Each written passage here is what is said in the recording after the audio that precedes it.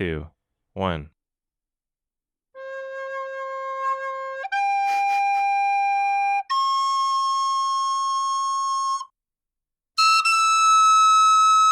Oh. Bum bum bum Wow. bum bum bum bum bum bum bum bum.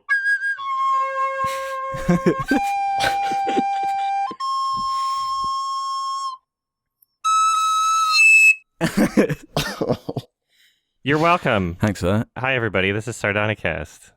That was my lovely professional rendition of the 2001 theme. And I know it's an original classical song, but I forgot to look up which it exactly was. So now I look like an idiot. Anyway, I'm Adam from Your Movie Sucks. This is Sardonicast. Who's here? YouTube.com/OffTheMovieMaker. And I'm Alex Maichi, and we're joined by a very special guest, Cosmonaut Variety Hour, or Marcus. How you doing, man? Hi. Hi, Hello. everybody. Hi. It's great to have you. I'm honored to be the final guest on Sardonicast. Huh? It's The possible. final. We don't know. Final. You're not going to top me, that's why. Who are you and what do you do? I am a YouTuber, the most cursed profession. I talk about a variety of things Oh, on YouTube. Sometimes Hence the movies. title. Sometimes, yeah. So you got it. This guy's smart. mm. But TV shows, movies, games, stuff. What would you say your favorite video of yours is if people wanted to check something out? I don't watch my own videos. But you've certainly made your own videos. Yeah, I mean, I recently did a live commentary type thing for the Twilight movies. I think those are pretty cool. Oh wow. You're allowed to watch those. Awesome. Oh no, because that now I feel kind of bad because I'm doing one too. No, this is good.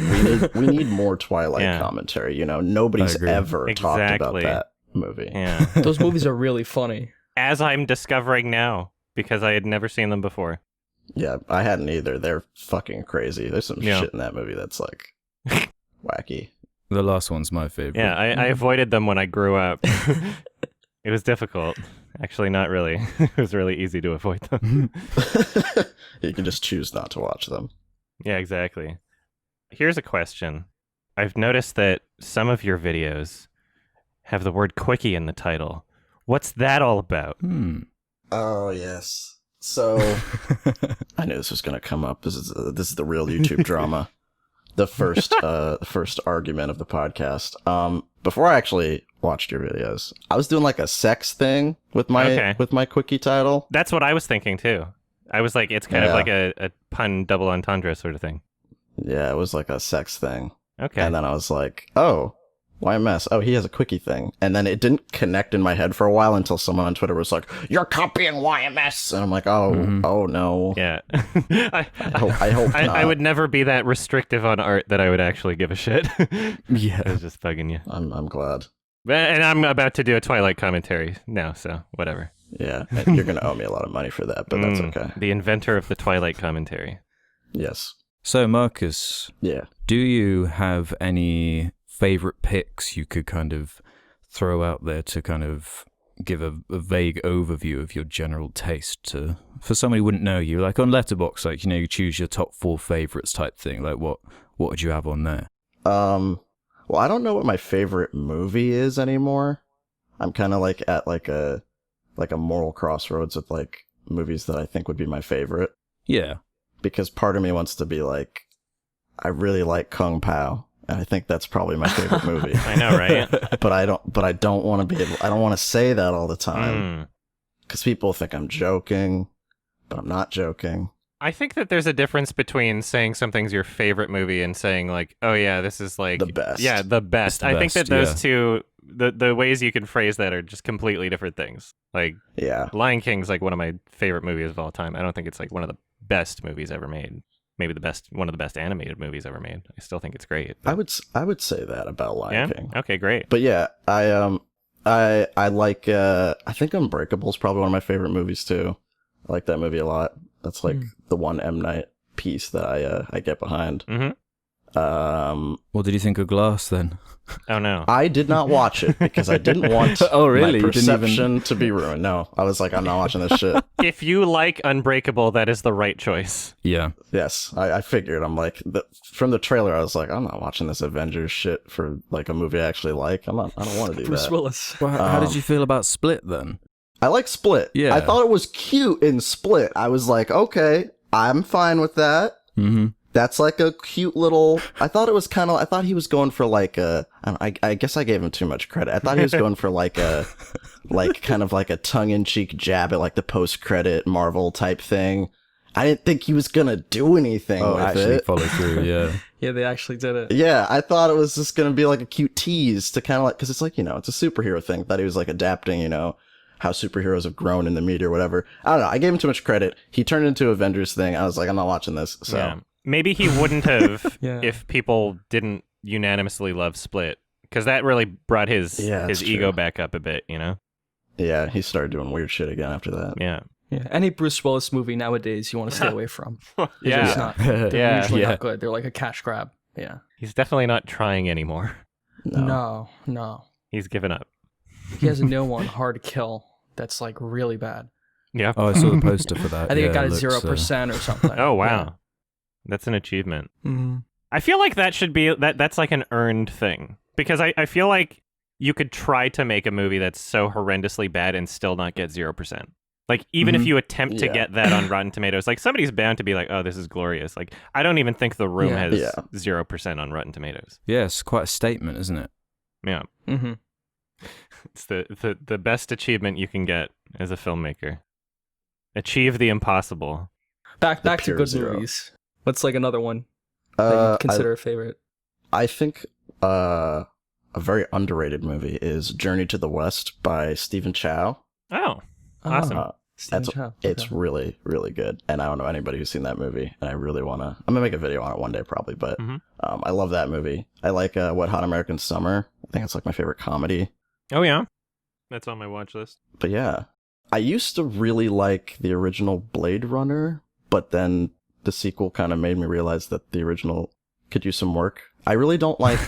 I don't like that it has Harrison Ford in it. I think The he's like the sequel? worst thing in that movie. No, both actually. okay. But I think that he's like the weakest part of the original, and it's like, I don't know. I like the whole movie, but then when he's on screen, like, it doesn't seem like he's trying that hard, and he isn't really bringing as much like emotion to the movie as the other characters. So I'm like, is this really my favorite? I think that both of those films have, like, very different goals. Yeah. Yeah, the surrounding world is very interesting of like Blade Oh, Runner. yeah, big time. I enjoy the goals of the Villeneuve one more. Sure. I appreciate the first film, but I enjoy the second film a lot more. Yeah, I'd say that's how I feel too, actually. That's a good way to put Yeah. it. Yeah. Second film isn't nearly as, like, influential over history and, like, Yeah. defining and pivotal for film There's a lot history. of but- context. Yeah, exactly. Yeah. Yeah, I wind up appreciating the first one more than I enjoy it. And then the second one I appreciate and enjoy. It's just not as much of a gigantic leap It's not a forward, I milestone. guess. Yeah. Rutger Hauer's really good too in that Oh yeah, he's really good original in one. that. Like Oh, he's one yeah. of the best parts. Yep. He makes Harrison Ford look worse. Yeah, the world is so interesting around Blade Runner, and just always like the protagonist is just like a straight arrow kind of. Yeah. hmm Yeah, it's that romance in that movie, isn't it? It's a Yeah. bit awkward. Yeah, it is. A little. That's another part that I don't think works so well. hmm Speaking of movies, there's some news about movies that's come out that's pretty interesting. There's a couple things we could talk about. One of them being that they're bringing back Jamie Foxx's Electro for Yes! Tom Yes. Holland's Spider-Man. He lied to The me. actor of our time. Shot at me. Okay, yeah. know the So Ralph is song. hyped because he thinks he's going to win the Fucking bet. song. We have a bet going on, which I don't even know if we could Oh. properly. That it's all connected. If we could properly Wait, what even is the phrase bet at this what the point? bet. well, I didn't factor Electro into this at all. So this is Yeah, like what a is huge- Electro? I thought it was to do with Venom. Is it even going to be the same Electro, or is it going to be the same actor, just a different? I'm pretty sure the Electro? bet was that Venom would be in the MCU non-Sony film in that universe, Okay. right? But if they're bringing Electro into Spider-Man 3, I don't think that necessarily means that the Andrew Garfield films is the same timeline, and even that is not Marvel Universe. That's still Sony. So Sony's bringing a character into another Sony film, basically. Yeah, Sure. but I don't even the know. Tom Holland one is like a Sony Marvel co-op sort of thing. So if Venom shows up in the Tom Holland films, does that count? Is the question. Yeah? Is that what we're saying? I think that's what the bet was. I thought the bet was as long as they're It's connected, a really confusing bet. or as long as they're in the same movie. Like, that's all I wanted. I mean, everything's technically connected if you really think about it. and every time we just like ask the fans to like double check, and they put it on Reddit, and we just don't. And then I look at it, and 'Cause then it's I not forget important. immediately, because it just, But- I don't even think Yeah, I joined yeah, I the bet. forget It's between immediately. you two. Yeah, I exactly. think I maybe bet $5 and Alex bet 50 or something. I don't remember. I find it fascinating that they would decide to reincorporate elements of the film that is the entire reason why it got rebooted again. I mean, there's a lot of things to think about. Like, either someone at Sony was like, hey, he did a really good job, let's bring him back, which can't be true. Or, I think we need to give him another chance. Maybe. But why? They seem to like, like a lot of movie studios, like, giving like different actors a chance to do stuff. I don't know why they'd pick Jamie Foxx Yeah. to come back, unless they have a reason. I could get behind that if it was like, okay, we're going to see what he's like under a director that works better with actors. But John Watts isn't going to be any better than Mark Mark Webb. No. Webb in terms of like like directing actors. Nobody's watching the Far From Home movies for like amazing performances or anything. Exactly. I mean, like, they brought back like J.K. Simmons because, like, oh, it's a beloved character from the originals. Yeah, but like, you can't replace that. It's Electro's already not perfect. beloved. Yeah, you can't recast that. Yes, exactly. And that was fan service too. Like, it was Yeah. so brief in the movie. I don't even know if he's going to be in it for that long. He could be like the Rhino in Amazing Spider-Man 2, where he's in it for like 5 seconds. Or is he going to be a main villain? J.K. Simmons was perfect casting and a great performance. Yeah, that too. Electro, I mean, like, it didn't He was seem like also he perfect. tried in Amazing Spider-Man 2. It really, like, Jamie Foxx was I don't not know like what a happened, but it standout was- part of that film. I thought it was. There's a lot wrong with that film too. He's definitely not the worst part of that film. I think he was trying. I think he just wasn't trying very well. Yeah, that You film think he was like trying a a failure little? in many ways. He was trying. I think he was trying too hard. He was like, Yeah. he was. I don't know. He was trying. He was trying. The he was character trying was wrong. very silly, like with the gap tooth and like Oh, that was Yeah. hilarious. it was just it was just too over the top. He was a little Yeah, weirdo. the tone was all over the place. Even for Yeah. Spider-Man, right? I mean, if the third Tom Holland Spider-Man movie is as bad as Amazing Spider-Man 2, then maybe I'll watch it more times. Because so far I've seen Amazing Spider-Man 2 more times than either of the new Tom Holland movie. I hate to say it, but I think I have too. He needs a new costume also. Like the costume they had for him was, He looked very really silly dumb. looking. Yeah. Yeah, it's to the weird old how it one. doesn't look as good. The guy in the green suit with the lightning bolts. Yeah, or they should make him whatever. white. That's great. That's much better. Just turn him into a white guy. That'll get. That'll get That us might be talking. why they're bringing him back. They might just not want to like whitewash him or something. We don't know. Although there's plenty I of just want other him in black that suit. actors that they could cast. That's a but, like, possibility. maybe they just don't have that much creativity when it comes to it. They can't name a single other black actor in Hollywood that people would like watching in a superhero film. But is there like any enthusiasm for this Sony Spider-Man spin-off universe? Really? It seems like they're just riding the From coattails Ralph. completely. Yeah. Ralph is very enthusiastic about It's it. gonna Well, be yeah, awesome. Morbius looks cool and stuff, but Tom Hardy. Yeah, they're all gonna be together. Tom Hardy, Tom it Holland. just sounds like a joke. Tom Hardy, shitty- Tom Holland, Jamie Foxx. Shitty Sony Spider-Man universe where they just bring back, or they bring in Venom and Electro and nobody else. is in the Yeah. movie. I mean, they've royally fucked up every other attempt at Spider-Man somewhere down the line, so Yeah. it would only make sense if they did the same here. Eventually, they just get too cocky. They're like, people are going to watch this no matter what. And they don't learn from their mistakes. Yeah. What if they're like experimenting? They're like, all right, let's try to make this one really bad. We're gonna bring back Jamie Foxx. Mm-hmm. No one's gonna watch it. And they're like, they have bets, Oh, yeah. just like you guys do. What can we get away with? Yeah. Yeah. This is what we get for going to see Venom, though. We've created this problem. Yeah. Yeah, that's true. The Venom should never have been popular, and now that they're gonna start losing it. Well, Yeah, I it guess so. I'm so hyped to see how Morbius does, because that doesn't have the Venom. At least has that hook of the weird like CG monster stuff that any audience can Yeah. enjoy. I don't know about the Morbius thing. And the thing is, Venom's on like T-shirts and stuff. Like Yeah, regular exactly. people, they know him, but like Mhm. I don't. Mhm. Yeah, I forgot about Morbius. I could say, Dad, they have a Venom movie. He's like, okay, cool, that's pretty. I'll go see that. But I say, Dad, there's a Morbius movie. He's like, I don't know what the hell you're talking about. Yeah. Yeah. With Jared Leto, yeah, we'll see with that one. Mm. The Venom 2, though, that'll be good.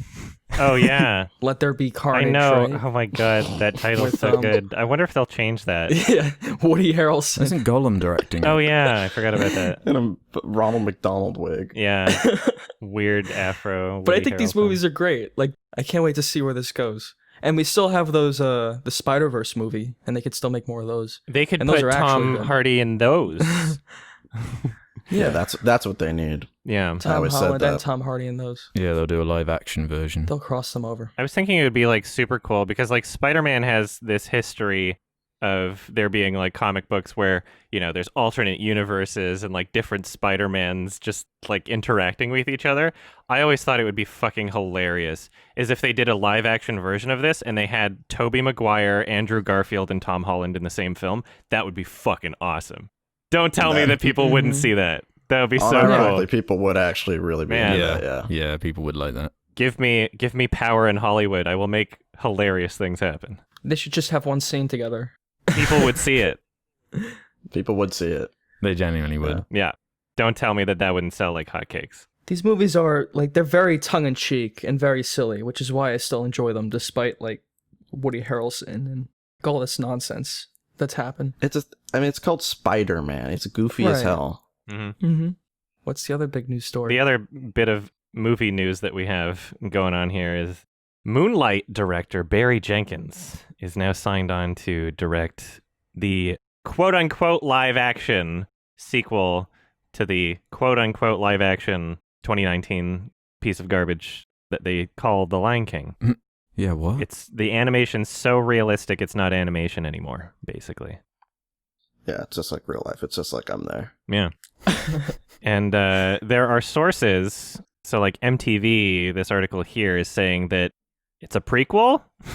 So That's what I read. Yeah. Oh. Wait, what? I Okay. didn't hear that. They're going to focus on younger Mufasa, and one of the quotes in this article is so funny, saying, "There's no word yet on whether the actors will reprise their roles or if they're looking at a whole new cast for the prequel." And all I'm thinking is like, oh my god, like 90-year-old James Earl Jones playing a younger version of Mufasa? That'd be so That'd be awesome. Like, come on, they have to replace him. They have to replace him. Dad! I want to go play! I guess it has to be a prequel so they can rely on you remember this from the Lion King stuff a bit more? Because Yeah. if they go into the future, they got to be more like original with it, you know? Maybe. Come up with their own stuff. But I mean, like, they could always just remake the shitty Lion King 2 that already exists second that one. only Yeah. furries like, I guess. It's really bad. Furries love that movie. Yeah, I remember that movie. It's not good. Barry It's awful. Jenkins. I know, right? That's the weird part about it. Imagine the paycheck he must get. Oh, that's big. Awesome. I mean, yeah. Why? Zero, zero, That's zero, why he would zero, Wait, zero. I That's why. Sure. have a question. Who directed the first the remake? I John didn't watch Favreau. it again. John I don't- Favreau, chef. Okay, because when I heard the news, I was like, didn't they already get like a Barry Jenkins or something to do the first No. one? Like at this point, I can't keep track of which directors they're attaching to these things. No, the first one was John Favreau, and if it had been somebody different, it might not be as bad, but he had this weird philosophy with how it should be, and now I guess they have to commit to it, because A, it's already done in the first one, and B, it's the most successful animated film of all time now, No. which is the saddest thing on the planet. I hate that. Can it be as bad as that 2019 movie though? I can't even envision a movie being as bad as that one. If they do their own fucking thing and they don't even like attempt to pretend it's like shot for shot remake and, you know, just completely destroying everything that was already handed to them on a fucking platter. If they do their own thing, then I can't imagine it being as offensive as the 2019 one. Yeah. Because the 2019 one is like, okay, this is just a very clear, complete misunderstanding of like anything that was in the original. Like you don't understand why any of it was written this way or presented this way. And you think you do and you don't. And that's what's offensive about it. But if they're doing their own thing and it's just like, oh wow, just some dumb lion movie, then okay. I'm probably not going to be as upset about it. The question is, will people see it? Yeah, they will. I think people see it. Yeah, people see the hell out of it. People just like, they like Lion King. I remember when like the first trailer for the remake came out, people were like, I'm crying. This is my childhood. If you just like, they'll watch it. It's nostalgia bait though. They don't care if it's good or not. That's what they've been relying on. If they're doing their own thing though, they're going to have to get creative with how they inject the nostalgia into the film. They're going to have to use the score from the original in the trailer for the new one, even if the score from the original doesn't show up in the new film. Yeah. That's basically what they're going to do. Mm-hmm. Similar imagery, yeah. That's all it takes, though, sometimes. It really is. Yeah. I'm working on my review for The Lion King right now, and there's literally Jon Favreau saying in interviews, like, man, you really don't have to do all that much. All you need is just like the score, and people like it no matter what you do. That's basically what he said. It's just so funny. To be this man who's just like, oh yeah, making movies isn't hard. I make a lot of money off of it. Like, come on, man. You have to try sometimes. Yeah.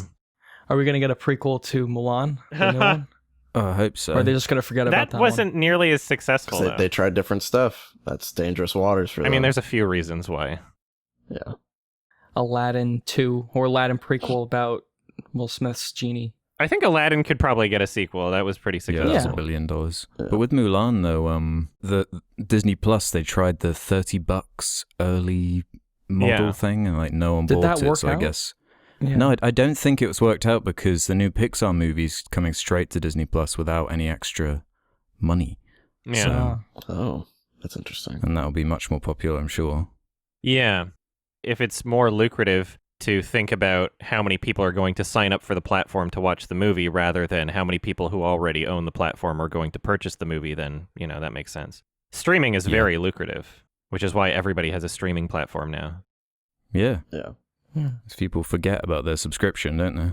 We're going to get like New Line Cinema streaming classics or some shit. That might already be happening. I don't know. Yeah, that sounds like a real thing. Yeah. It's like everybody has a streaming service. They just need like There's so you many need like services. 5 studios to just like team up and split the revenue or something. Yeah. Just make it more convenient for Yeah. everybody. It's getting ridiculous now. The amount of streaming services you have to keep track of, and the price of it all. If you want to like get all of them, it's just Yeah. ridiculous. Yeah. Peacock, I think, is the newest one. Well, I don't What even is know. that? There might be 5 more. Peacock, I think, is like Peacock. NBC. Oh yeah. They call it because Peacock? the NBC logo is like a peacock. I get it. That's just an awful name. It's not Yeah. bad. Peacock. Oh dear. Piss penis. I'd prefer that. I'd pay for that. Yeah. Oh, I know you would. Apparently that's successful. Yeah, though. pisser dick. There you go. Yeah, Holy pisser dick. fuck. I mean, the people same. probably wouldn't ask you for your login for that one. Then no one's gonna say, "Can I get your piss penis account?" Yeah. Yeah, Lion King 2, Yeah. everybody. It's Look happening. forward to the YMS review. It'll be even more realistic than the first one. What if, see, the issue that I have when it comes to attaching directors' names onto any Disney project, whether it be Disney, Marvel, or, any one of those things, is that the director doesn't really have that much of a voice when they do it. It's like they're not even there. Even the ones that kind of do, it's so limited. Like, you get a bit of, what's his face? Guardians, what's his name? James Gunn? James Yeah, Gunn. James Or like Taika Waititi Yeah. with Thor 3. Like that one. You get a bit of their personality when it comes to like James Gunn and Taika Waititi, Yeah. like a bit, but they don't really have all that much creative control when it comes to how they want to present their films. And we've seen this evidenced by the amount of directors who have previously been signed up, like Edgar Wright, who was just like, nah, fuck this, sorry, not doing Ant-Man, You're not letting me tell the story I want. It's because their films are like purely animated at this point, so it's just like artists and It's an assembly animators line. and storyboarders that. Yeah, exactly. Yeah, so I don't believe we're going to get a Barry Jenkins film out of this. No. Featuring Barry Jenkins more than anything.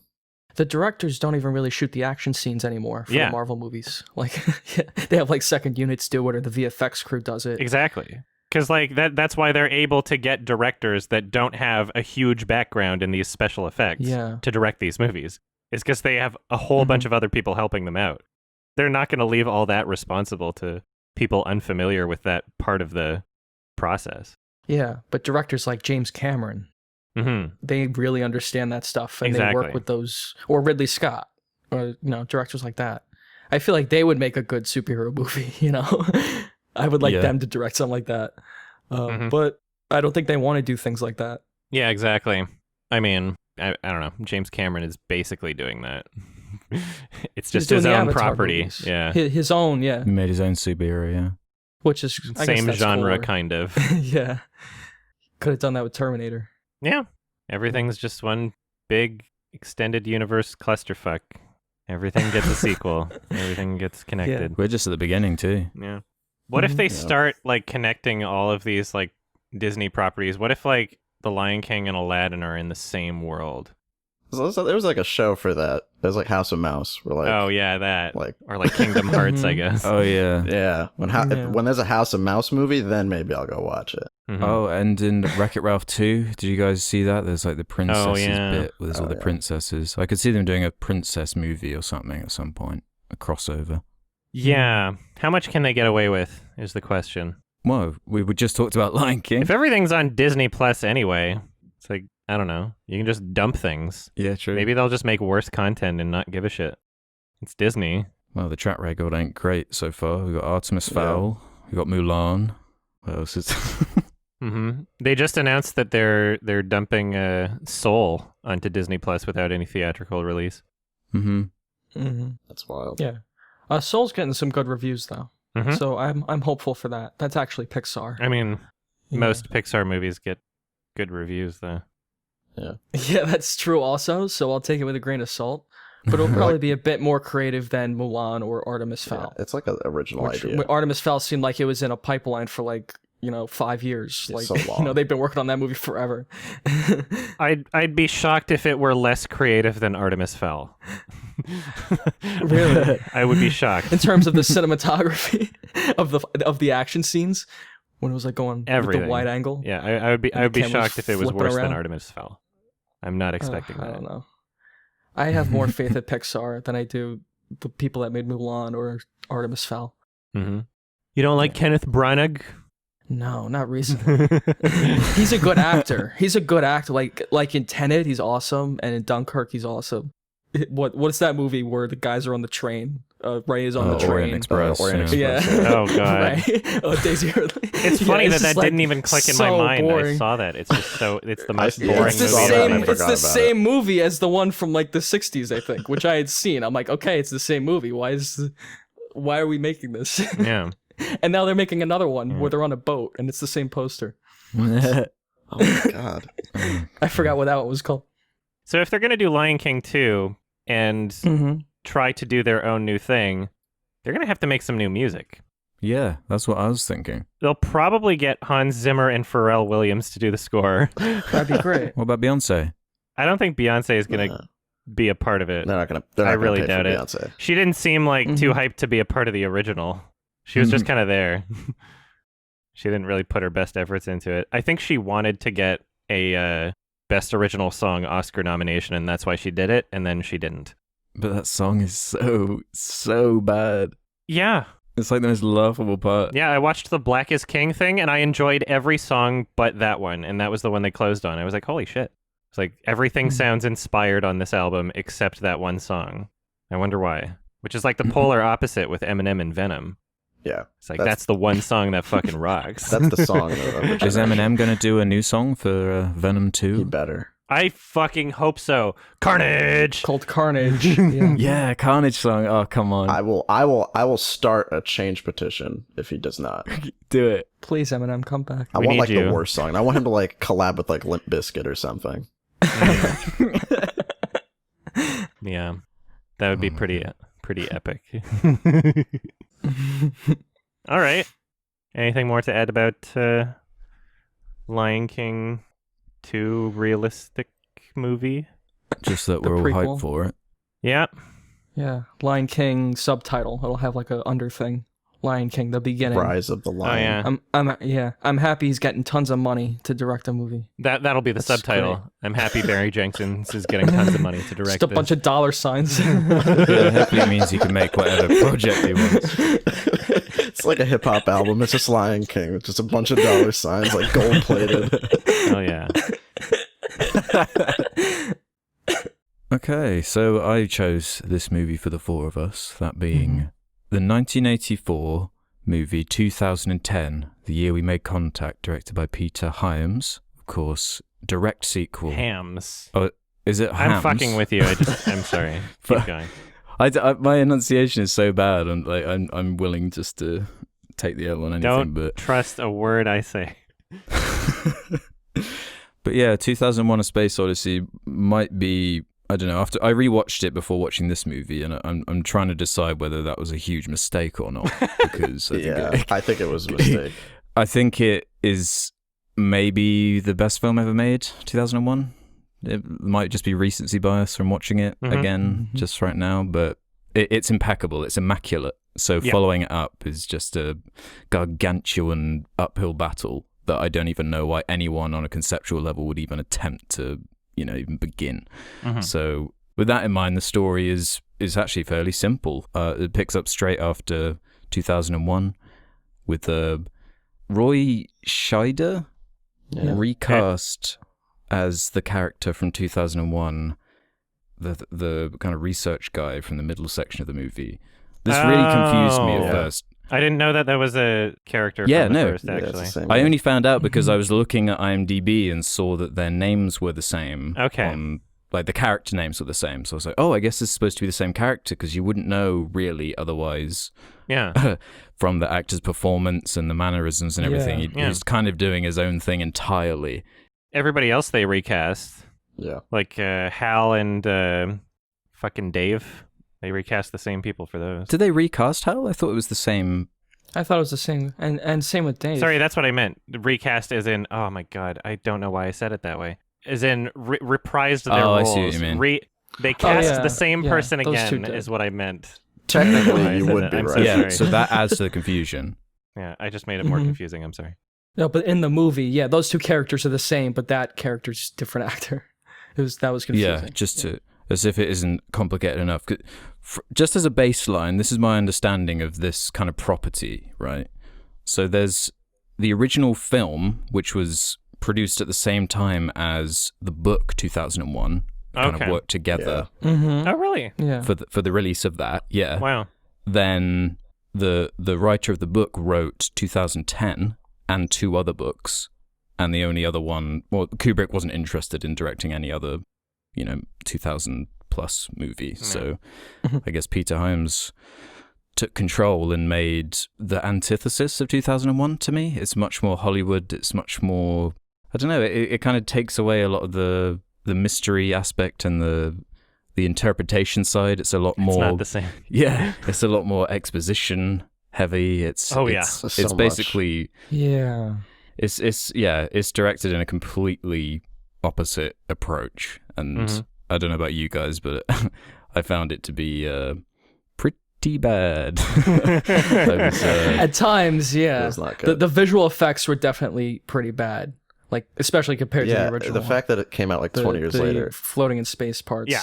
Mm-hmm. And it looks worse. Yeah. Yeah, that's the most shocking thing. Like, on a technical level, it is so much worse in every way than the original. And you can't help but compare it. Props to Kubrick. Well, yeah, because I was reading about this movie with people saying, it's kind of more like the book. You've got to forget about the Kubrick movie and everything. But this is weirdly reminding me of, what was that horror movie that was also based off a Kubrick, off The Shining? Oh, Dr. Sleep? Yeah, Dr. Sleep. There you go, yeah. Okay. You remember we were saying with Dr. Sleep how it's really hard to tell when people are saying, that it's more close to like the book adaptation, but they're also relying on visuals and remember that moments from the movie adaptation. It's like, so pick it one. has no identity. Yeah. Yeah. That's a good comparison. It relies on the music and the visuals. Yeah, it really reminded me of that and how I just couldn't connect with it in that way because as you say, we'll get into the visuals in a bit more detail in a moment, but It seemed kind of shoddy to me and very dated, especially. It felt older. Exactly. Which is exactly. weird. It's an incredible testament when you realize that 2001: A Space Odyssey is a timeless film and does not really feel dated. Absolutely. Like, you know when it was made, but like even watching it, it's like it feels like it's newer than it is, even though you know it's an older movie. You don't expect that it's a film. What was it, like 60 something? 69 or 68 or something. Yeah, it was like literally the 60s, which is just absolutely There's insane. like the Pan Am parts that kind of remind you it's the 60s. But Yeah. like, that's it. Like the visual effects are incredible, really, for the time. And the atmosphere is really what makes that movie. This movie doesn't have that same tone that the 60s one It does. feels like any other random movie that you could pluck from the 80s and just be like, well, this is another 80s movie that people forgot, and it's just so dated and it's stuck in its time period. It's not timeless in the slightest. It's like, this is exactly what was happening with every other movie at the time that got forgotten. Yeah, 2001 is a lot more ambiguous with the plot, too. And this movie kind of, a lot of exposition, Tells you everything. a lot of over-explaining. Yeah, and then there's a lot of elements that make it feel dated, like the music and like certain sound design choices. The big difference for me, like there's sound in space in this one. Yeah, I hated that. So like the jet engine like blows and then you hear like an explosion. Yeah, I didn't even think about It's that. very corny compared to the other one. Very, very corny. And what's really funny is, like, I looked up on IMDb about the actors and realized that they were the same people with Hal and Dave. And it was pretty obvious with Dave when he actually physically came back in the film.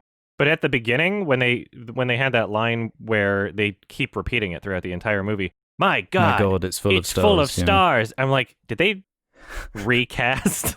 did they replace that actor? It didn't even sound like him. It was so weird, and the delivery of it was just so cheesy. It was like, I don't even think he said that in the original film, did he? He didn't. No, I think that's a line from the original book or something. I don't think he says it in the anything. book, and it's like a reference to that. I can't even recall. Yeah, he doesn't say anything. Yeah, like the last like 20 or 30 minutes of the original are like completely like no dialogue for the most part. Which is incredibly striking when you watch this movie because there's just non-stop They don't dialogue shut and up. bad dialogue too. Just keep talking. What did you guys think of the easy as cake banter? Oh, what was It was like that? the most awkward, like... There's a Do you lot of remember weird banter. there was loads of weird times where they're trying to show, like, you know, buddy teamwork type character building, and it's just so flat every time. There's the one with John Lithgow saying about how, oh, you've never done this before. It was like a really weird joke that just didn't land. They're trying to make them more relatable, right? There was like a scene later on where it's like John Lithgow and Roy Scheider, and they're talking about hot dogs. Oh yeah. He's like, I put dude, mustard yeah. on mine. It's like so... That was so quick too. I think the point of the original was like the humans aren't acting very human-like. They're all very cold. And I think that works for that film much better. Because in this movie, it's not funny, really. It's not... The first film has a better understanding of tone. Like, everything you see, every choice that is made complements the tone in that film. Whereas this one, it's like kind of just all over the place. The exposition is super fucking clunky and boring. And then it's like you're watching like several movies at once where it's like, okay, get back to the fucking space shit, right? Like, I don't care about these characters. I don't care. Like, and it's what's funny is like, yes, you described the plot as being relatively simple, Alex, and that's true. But they took so long to explain the most basic things. It was so repetitive. And all I was thinking when watching like the exposition, the first 13 minutes of the film that felt like 25 minutes, all I was thinking is just like, I could think of so many better ways to communicate this exact same information. Some of it's not even necessary. Some of it doesn't even need to be there. Even the way that information was delivered already, it's just like they did not do it in any kind of efficient or entertaining way whatsoever. It was just such a fucking slog in those scenes. They had a lot of scenes of just like re-explaining how like the suspended animation works when they go into space. I'm like, they obviously expect you to have seen the original.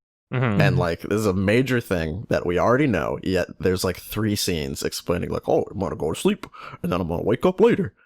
It's like, no, I know that. I got it. I understand. It's like they explain stuff that they don't need to explain, and like, especially with the original, doesn't really tell you anything, and that like works to its benefit.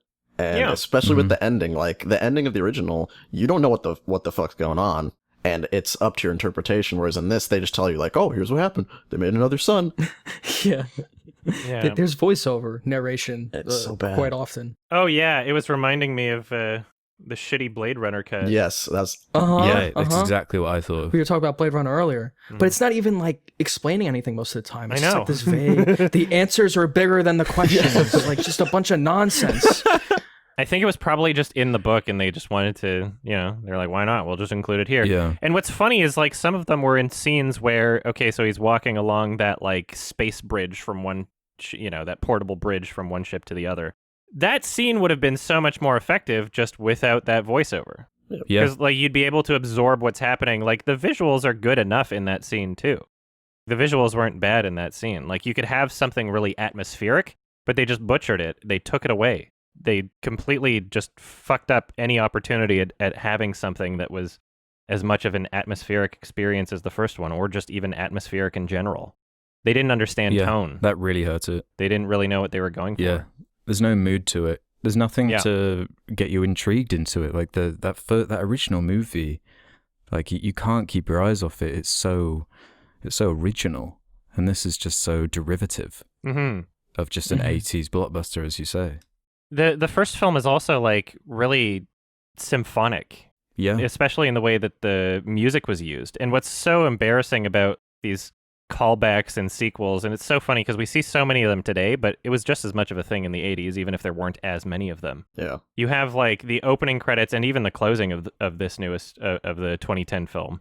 And they're using that song I was playing on the recorder as just kind of like everybody knows that this song is from 2001: A Space Odyssey, but it's like, you're ignoring how it was used, though. You're ignoring how the song was used. It's not a credits song just to remind you that the song exists. It has to be used in a better, more purposeful way, right? Yeah. In the original, it was... That was just really annoying. It was like, you have this like beautiful like visual of just like the planets, like the sun barely coming over them, but in this one it's the same song, but it's just a field with like satellite dishes. Yeah. It's like immediately from that point I was work. like, okay, I see what we're doing here. We're just gonna...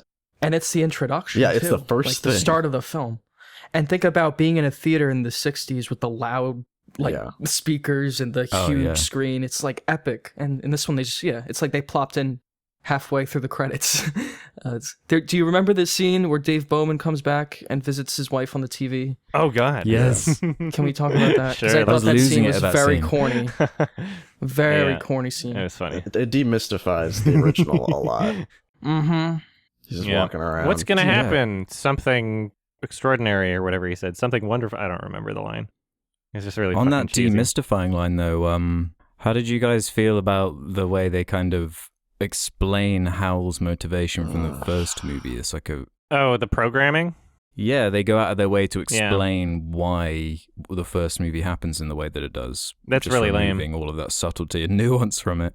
Yeah. Like, I guess on a technical level, like the answer is okay. It's satisfying. I could imagine it being kind of satisfying in a novel form. Yeah. Like if this was the answer in a novel and I'm reading it, I think I'd be satisfied by that. But I think because of the way Kubrick interpreted it compared to the way this director did, it is just... It felt like a B movie to me, whereas 2001 is like high art, like in comparison, at least. Yeah. Mm-hmm. To go like to the Blade Runner comparison again, like in the sequel, they don't like go through like, oh, was Harrison Ford a replicant or not? Like they don't try to over-explain stuff that happened already and like ruin the original by like just simultaneously like not stop talking about, but also trying to do like different stuff from the original. Yeah. And this one felt like it's not the same movie. Like it's a lot about like just people hanging out, talking to each other in space, whereas the original is not like that. It doesn't have like the cool visual effects. Like it does not just like a bunch of scenes of you staring, looking at stuff. Like they're two different movies, and yet they want you to still kind of think about the other one in the back of your head. Yeah, it's a direct sequel. There's no way you can't. Yeah, There's too many wink, wink, nudge, nudge moments. Yeah, that too. It's relying too much on that original. It's so funny because like even just like visual moments from the original, they try to replicate, and it's just so embarrassing. Like the person walking down in the wall who's like just clearly being held by a rope, where it's just like, okay, this was done in the 60s and sure, you can figure out how it was done, but it's so much more convincing. Like the first time you watch it, you're like, holy shit. It's really like, cool. holy shit, how did they do this? The pen. The pen. For me. Yeah, I was about to mention that too. Yeah. Oh, yeah, I forgot about that. It was awful. Yeah. Cause, and like, it's so weird because there's clearly gravity there. But they just have this like center part. It's just like, I'm going to put the pen here. Yeah. Remember that? In that original, it is so seamless. It's such a flex shot. It's like really showing, look at this. You're like, try and figure out how this was done. And then contrasting it with this one. I thought this movie would actually probably make for quite a funny comparison video, where if you were comparing it directly to 2001, it is just so humorous when you contrast them, because it is just so, it just doesn't work. It is so dated and aged. Yeah. In the original, there's a scene, like it's really brief. It's like a really brief shot of when they're like they're on the ship. The guy who's played by like the Jaws guy now in this one, he's on the ship and his like food tray like lifts off for like a second, and that looks better than the fucking pen thing in this movie, because it's just it's brief. They're not like trying to show off like, oh look, we can make it float. Like it's just fits that one brief moment, and then they try to like bring your attention to he's making the pens float, and it looks really bad. It doesn't look like he's holding it at all. Well, apparently they tried to do it the same way Kubrick did in the original, but they couldn't, so they just tried to use the contemporary effects and it looked the way it did. Well, because Kubrick actually went to space. Yeah, that's true. To do it.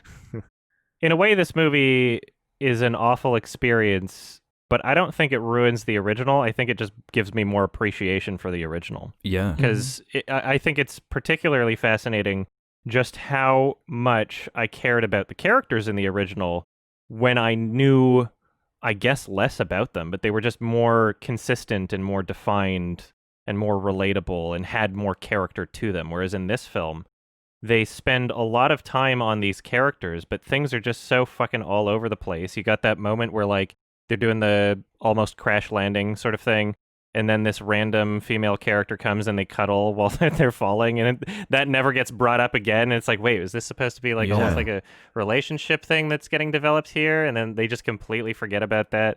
You know, I don't give a shit about any of the characters in this movie, and they try so hard to give them like quirks to their personality. You got like John Lithgow's hyperventilating and like, oh, I'm so scared, like just like ruining the tone of that scene. Like, try to give him more personality. And they only figure out he's hyperventilating like after 10 minutes of him going like, oh my god. They try, and it's such a miserable failure. And I also like, I don't know, the first thing we learn about the main character is like, oh, he's abusing dolphins, basically. The tiny ass pool at his house. Yes. Like, what was that about? Yeah. Like not really relatable. The like future imagery in the original was, there's like one gag with the toilet and stuff, which is like cute and cool, but oh, what was that? You'll have to remind me. The toilet joke. In the first movie, the same character who's recast in this one, when he first goes into space, he's like reading the instructions on how to use a like space toilet type thing. That was like a quick just a little or he's like on the It's a cute Skype joke. with his daughter. It's not even a gag though. That actually happened. I guess how it was presented was a bit corny. Yeah. In the original. No, I was just reading that Kubrick said it's the one intentional joke in that whole movie. Yeah, it looks like a joke. It is cute. It's cool. It's an effective joke though. Like, as the one joke in the movie, it's like, oh, it's kind of cute. Yeah. I agree. Yeah. The only parts of 2001 that feel dated are like the Pan Am reference, like when he's going through the terminal at like the airport, the space airport. Right. Yeah. But that's it. Like there's some parts in this movie that look good, like some sets that were well made, even though they're just kind of reminiscent of 2001 already. There was just nothing that this film did that made it unique or stand out like that original one. Well, yeah. I mean, the dolphins in a tiny pool was certainly unique. Yeah, I do remember. That was really stupid. Their one original idea. It was definitely more character focused and like plot driven. Like I appreciate that it was trying to be different and less vague, but I don't know. Just the way Kubrick told that story was much more effective than how this director told this story. There was an atmosphere. There was like an intent. There was a tone. Yeah, things were clear in terms of the like, tone oh, this is the so type much of film you're making. What made it work. Yeah. And like you said, you feel more for the characters in the original without them saying like anything. Like that scene of the scene of Hal being unplugged, he's like begging for his life. Like that's emotional. Yeah. Whereas in this, it's insane and disturbing. You don't feel anything for characters that are just like actually talking the whole movie, and you don't feel anything for them. Yeah. And it's also like partially the performances too, because like when I'm thinking of like Dave as a character, like he only gets so much in the first movie to be explored as a character, but his interactions with Hal and like when he starts understanding this idea that's kind of unraveling of, that he shouldn't be trusting Hal and the conversations he's having with Hal, you can see subtleties in his performance. Like you can see the stress in his face, even if he's not outwardly communicating that, because he is trying to hide that from Hal. And then you have kind of mirrored scenes in this film where you have the guy who's like lying to Hal, but it's so fucking obvious. Like there's no subtlety in the performance. He's like, he had this plan, like he's already established this plan of like, I'm going to lie to Hal right now and we're going to try and get him to warp speed out of here or whatever. He's already had this plan. And then as soon as Hal asks him the most basic question, like, why are we doing that? He's like, I don't know. Like, it's like, what? You didn't have any kind of, like, you said you had a plan. What is this? It was just so weird and goofy. Hal in the original movie was like, to the point where he could notice like the slightest imperceptibility of like your mannerisms. Like he could read lips and stuff. And you can see that when he's like, oh, I'm not gonna let you back in because I know you're gonna unplug me. And Dave's like trying not to like waver, but his like lip is quivering. Like, that's beautiful. And then you've got this guy who designed Hal, I guess, and they say like, oh, he's just like Hal because he designed him. And he like they try to make you think that he like cares about him because he made him, but then he doesn't really have any of that subtlety when he's interacting with him. Like you said, he just tells him what's going to happen. Yeah, it makes for a much more interesting kind of like cat and mouse game in the original, where it's like both of these characters are trying their hardest to like manipulate the other, and you don't really know what's going to happen. You don't really know how it's going to play out. Tension, horror, yeah. Whereas in this one, it's just like there's nothing No there. subtlety. Yeah. They're trying a bit too hard to make Hal sympathetic. Also, like especially at the end with his sacrifice, I guess. Will I dream? Yeah, it's like that doesn't. Yeah, that was lame. It's too much. It's too much. Yeah, it's very much. Oh, Hal was just doing his best. Yeah, he was programmed to lie. He's just a person too. Yeah. Did you like a Sal 9000? That was weird. Corny. I forgot about that. Sal.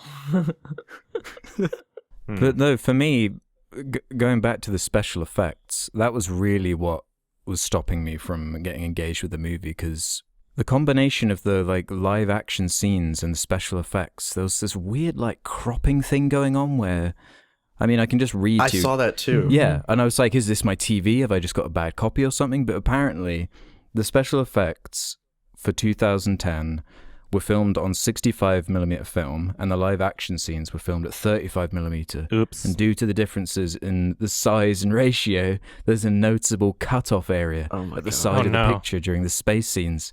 And you can really see it. Like it's like in Photoshop when you're doing a crude cutout. I noticed it and I was like, ugh. That's embarrassing. Yeah, and you see like the green lighting, the green glow around people where the hasn't been painted they were, out like, properly. Yeah, the lighting is different. Exactly. When there's like way too much noise in the visuals just for like the characters, like they're popping out of the background environment in a way where it's like, okay, this is the most fucking obvious green or blue screen in the world. Then the original, it's just like, okay, it's seamless. None of that, it looks great. It holds up. The backgrounds of the original, when they were in outer space, were just black, and in this, they're a little too overdone. There's like a ton of stars. Oh yeah, there's a ton of planets, blue and Christmas glow. lights. Yeah, and it makes it feel more fake and more like an 80s cheesy sci-fi movie. It looks more like space in the original, whereas in this one, it looks like computer generated space. Yeah. More or less. What's funny is like you can try to make that comparison to things today where you think of what current special effects do people accept right now that for the time being look impressive but will age terribly, because I'm sure in the 80s this film looked pretty fucking like it looked perfectly acceptable in the 80s. It got nominated for Academy Awards for the special effects. Right? Yeah, exactly. But today it's just like, okay, well that's this is the wrong idea here. And it's the biggest insult to the film is just like, well, 20 years ago it looked better. Yeah. So strange. You can't even say like, oh, it's the technological limitations of its time. Well, 20 years ago, it looked perfectly fine, so you don't have that excuse anymore.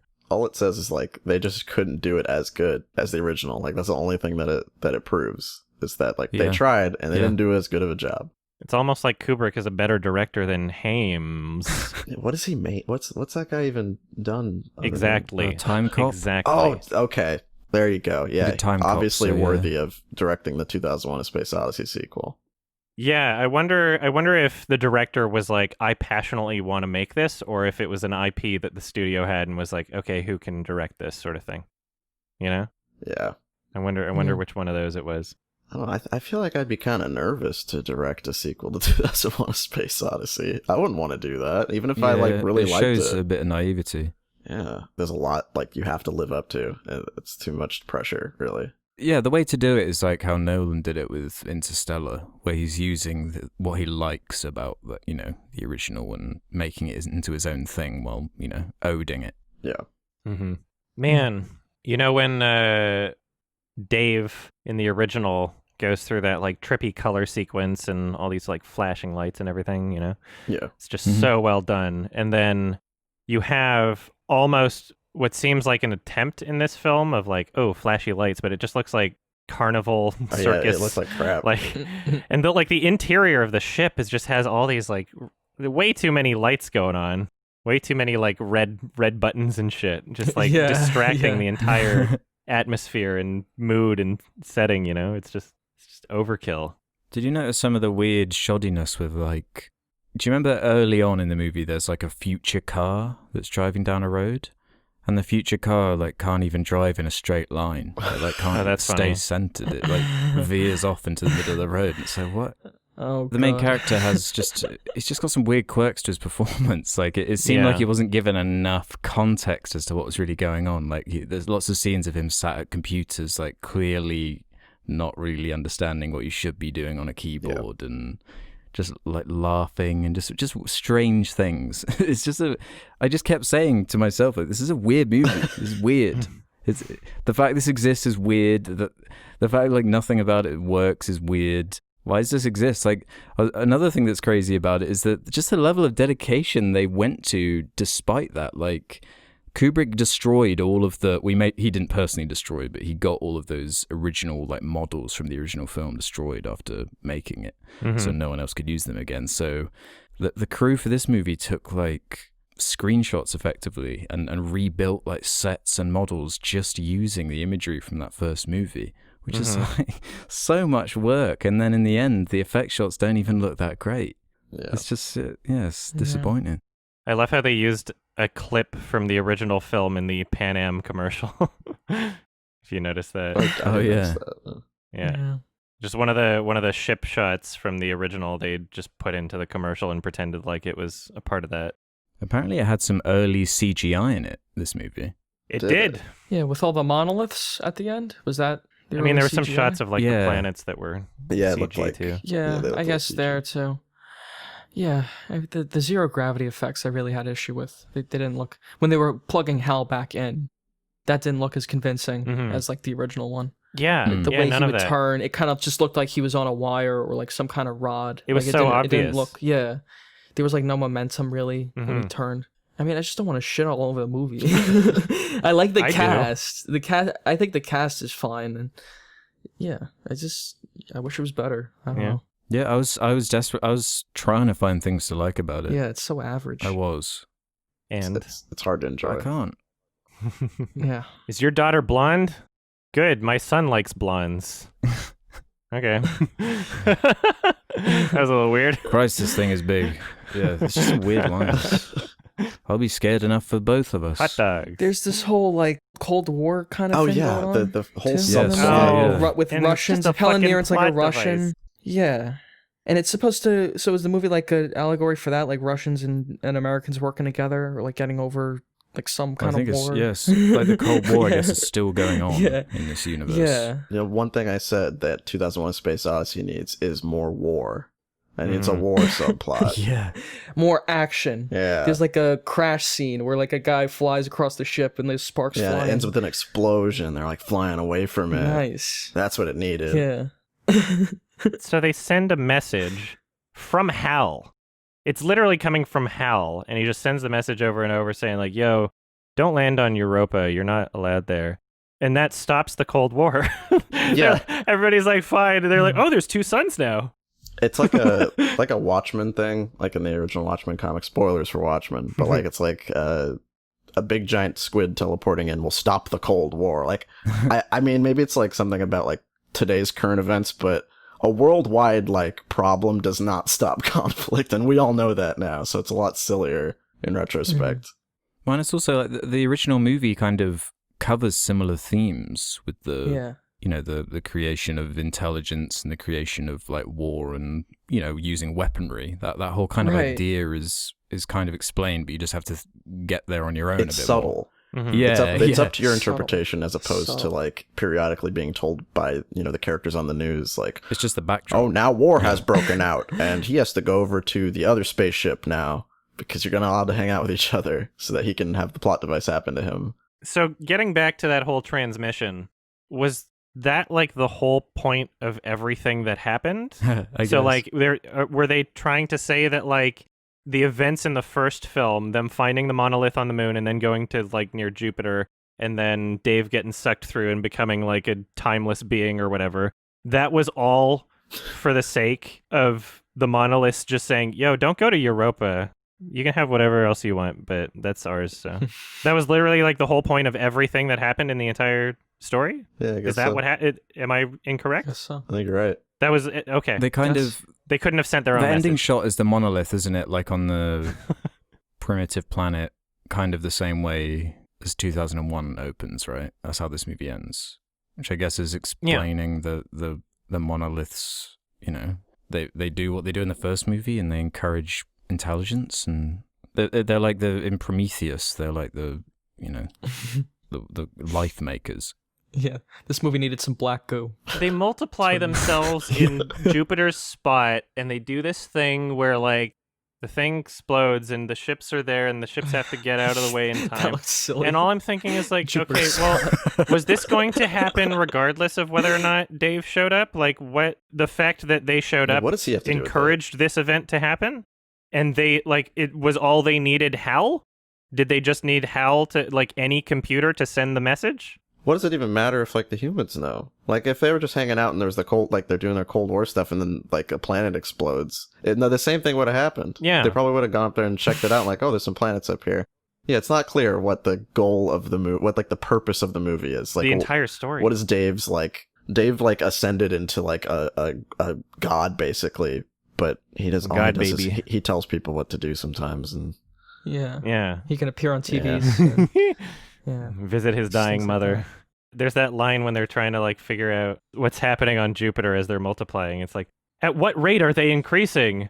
And then Hal, I think, says once every 2 minutes. It's like, well, are they multiplying by 2 every 2 minutes? Like, what? yeah, That's not a that's rate. confusing. You're a computer. You should be Yeah. like, once every 2 minutes. What does that mean?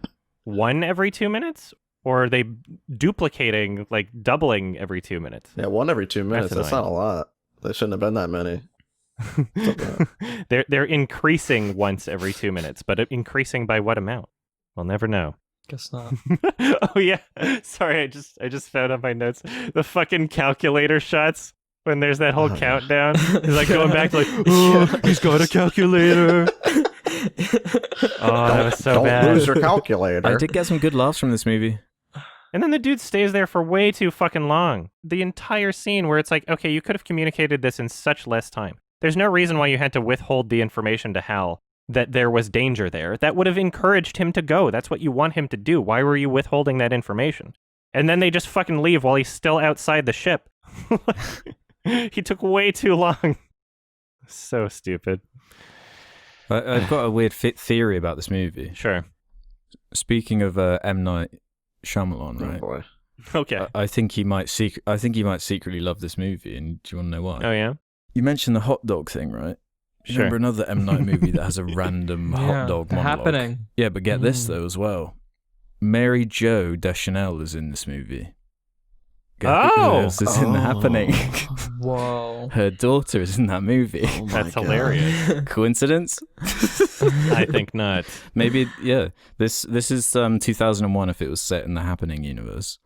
Now it makes sense. Now it's a good movie. If it was an M. Night film.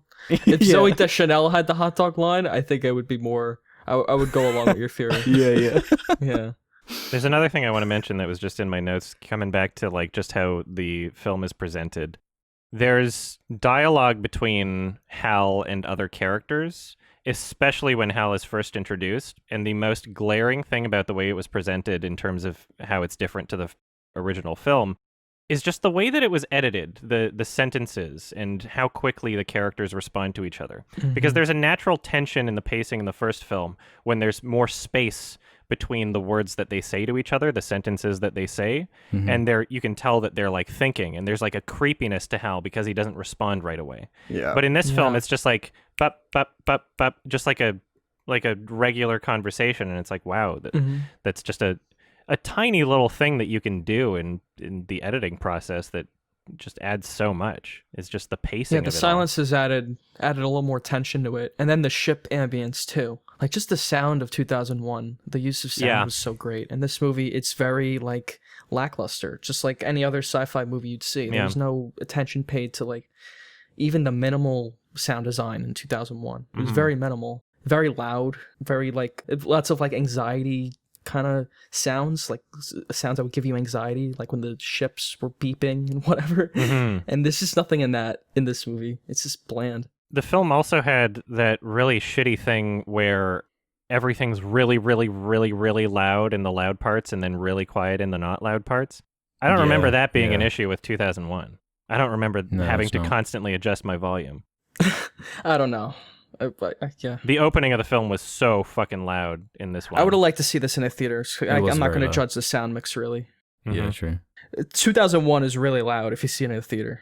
The way, like I saw it when it was in the theater like a few years ago. Yeah, or me was too. It a year ago. Or yeah. Oh, you did. Yeah. Did you notice how like loud the mix was when you saw it in the theater environment? I mean, yeah, it was loud, but that's like, I don't know. That's like I more feel of like a it would be theater the thing, same. I guess. Yeah, I feel like it would be the same. Like if you played this movie in a theater, I don't have much of an issue. I just saw like the sound effects and everything like that. It was so bland. Using the sound in space. Yeah. I actually drove to the States to catch the 2001 re-release in theaters, and I watched that and Gotti, both of which were not playing. What in a double my feature! city, Holy so. shit! 2 of the best films ever made. Yeah. And Upgrade also on the same trip. Pitbull. We mentioned Eminem earlier, but Pitbull is really great with that Gotti soundtrack. Oh, God. That's probably my Pitbull's favorite. got to be on the new Venom song too. Oh my God, that's who Eminem can collaborate with. Yeah. Eminem Pitbull. I won't accept anything else. Yes. Carnage. I'm glad that you recommended it, Alex, because not only would I not have seen it otherwise, but I definitely wouldn't have finished it. Right. I definitely would not have sat through the entire film without you recommending it for the podcast.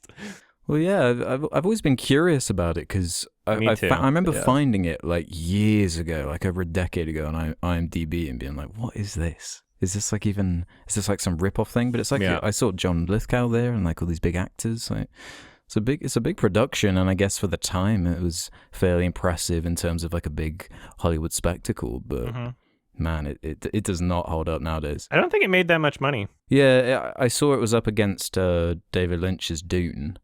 Yeah, it says budget of $28 million and box office $40.4 million. So not that great. Yeah, God. Oopsie. It's just not very good, is it? It's just, I think there's a reason that no one remembers this and no one talks about this. Yeah. There's no reason to watch it. I wish I liked it more. It is painfully average, which is not what 2001 is. I wish it wasn't that. Yeah. It's dated. It's stuck in the 80s. Yeah, like if you want more 2001, surely it would be better to read the book and then just go through all 4 books if you want that story in a more kind of consistent voice, you know? Maybe. If there had been more of these, then I would have liked it. Oh, an extended universe? Yeah, if it was like the 2001 Planet of the cinematic Apes. universe. An extended universe of cheesy 2001 themed movies. Yeah. Yeah, I could be down with A that. bunch of monoliths. There's like fight scenes with monoliths. And Hal just keeps coming back like Jigsaw in the Saw series. They have like Alien versus Monolith. And then Hal had like a secret brother. And then some other people were just off screen the entire time in 2001 helping out. And that's how everything happened. There were parts that reminded me of Alien. Like the characters all kind of talking over the table. The buddying. I noted that. Yeah, the buddying. Yeah. Yeah. It was like an Alien 2001 mix-up in the 80s. Except without like tension. Yeah, without tension. And like without characters. Atmosphere. Entertainment. Yeah. Very boring. Very, very, very boring. I cannot tell you just the emotions that went through me in the first 13 minutes of the film, where it was like the intro, and they're like, it's just showing all the stuff from the original 2001. I'm like, okay, not bad so far, but you're not doing anything new yet. And then as soon as it gets to like they're like outside and he's having a conversation with that old guy and he's like up on the staircase or whatever, and they just like back and forth. I'm like, holy God, this is like the most uninteresting thing I've ever heard in my entire life. And there were like several moments where I was like, I had to snap out of other things that were going on in my head. I'm like, oh shit, I'm watching a movie. I was just thinking about other things. Like, fuck. It happened so much. I watched the two back to back, and I managed to, I'm sitting and watching 2001, just vibing, and this one put me to sleep like halfway through. I think he was talking to Helen, the guy was talking to Helen Mirren, and I'm like dozing off, and I'm like, this is a movie where they're actually having conversations, as opposed to a movie where there's just like, it's just shots of space. But I'm more engaged in that, and I'm falling asleep right now. Yeah. Mm-hmm. All right, so would everybody rate the film? Oh boy. Would you recommend it? No. Don't watch this. I wouldn't not recommend it. I would probably give it a 5 out of 10. It's average. It's an average 80s sci-fi film. Yeah. 2001 stuff in it. I'm a little bit below Ralph. I found a lot of humor in this movie. I don't know if that's just me, but sure. I was laughing at some of it because just that dialogue, especially for me, was like that. It just felt like the guy from Jaws was just like playing the same character. It was bizarre, like this Hollywood like legend. Yeah, it was very weird. 2-star out of 5 for me. I think probably 4 out of 10. It's like just below being average. Like if it's just like I didn't want to watch it after a little while. I'm like, this is not enjoyable. It's not enjoyable. Yeah. And I'm giving this one a 2 out of 10. It was a boring piece of shit. It was garbage. Yeah. Oh my God. Yeah. We're gonna need a bigger ship. All right. Oh my God, yeah. So, thank you for the recommendation, Alex. It's very much appreciated. No worries. Thank you. Yeah. Question time? Okay, let's do it. Let's answer some questions from the Sardonicast community. If you want to leave questions for us to answer on future episodes, head over to the Sardonicast subreddit, where there'll be a suggestion thread. Let's start with this one then from Crow Guys. What movie cliché is your guilty pleasure? What cliché you don't mind seeing or even somewhat enjoy seeing when it's done right? Obvious one would, I guess, be breaking the fourth wall. It really just depends on how it's handled. There's some movies where it's obnoxious and some movies where it works out really well. Yeah. Yes, I think we actually have a question about that later too. Okay. I like a good hero's journey. Like, when it's Yeah. done really well and you can really feel for that one character. I really like that. That's a good answer. I've got a soft spot for lines in movies that acknowledge how ridiculous or silly it is. Yeah. Looper does it. Mission Impossible does it. It's often in action movies where it's the filmmaker directly acknowledging like the silliness and being like, look. Yeah, that's just like go Jeremy along with it. Renner's. Looper. Yeah, exactly. It doesn't matter. Yeah. And like you said in the Mission Impossible movies, like Jeremy Renner's whole character is just the guy who like, this is ridiculous. How are we doing this? And they're like, don't worry about it. That's cool. Mm-hmm. Yeah, I think that's cute. I can't think of any, and I love trash, so I'm shocked I can't think of anything. Just trash in What general. about the strings, Ralph? You like the strings, don't you? Yeah, but I hate the violins. I hate that There's crap. one instrument you would murder. What about like a cat screaming? Yeah, it's all like sound design stuff. Bugs me. I'll think of something maybe. Mm-hmm. Yeah, I do agree with the hero's journey thing, because like, Yeah, that's a good one. if there's no substance to it at all, then, you can't just have that structure in a film and then hope that it works. But a lot of classic movies follow very specific formulas, but there's enough going on in terms of how they're made technically and, how the characters are written, how things are presented that, like, okay, well, like, it's clear why this is a formula. It's because it works. You can do it really badly. It's really easy to mess up, but like there's also enough room to do it differently than everything else. Yeah, if you have like actual stakes and consequences in there at some point in the film. Yeah. There isn't much of a journey if there isn't like pain and suffering at some point. Yeah. Yeah, Hero's Journeys are good when they have like the villain that's the mirror image of them, but going down like a different path. I like that a lot. Yeah, that's always fun. How about we do this one from Illegal the Amigo? A question towards Marcus, but of course you boys can answer too. Oh. What esports game do you like watching on a high level or creates some of the hypest moments? Tekken, Melee comes to mind for me. Honestly, like when you go see like I don't know if you guys have like actually like watched like esports in like person. They're a lot more exciting in person. Like I remember when I went to a fighting game tournament here where I live in Orlando, and whatever random game they played, they were playing like stuff I've never even heard of, but people were so excited just to watch it in person. Honestly, most esports are actually pretty fun if you're watching it in person. Tekken's really fun to watch. Even games like I don't play, I'll watch them. But the more interesting thing is what games people don't like watching.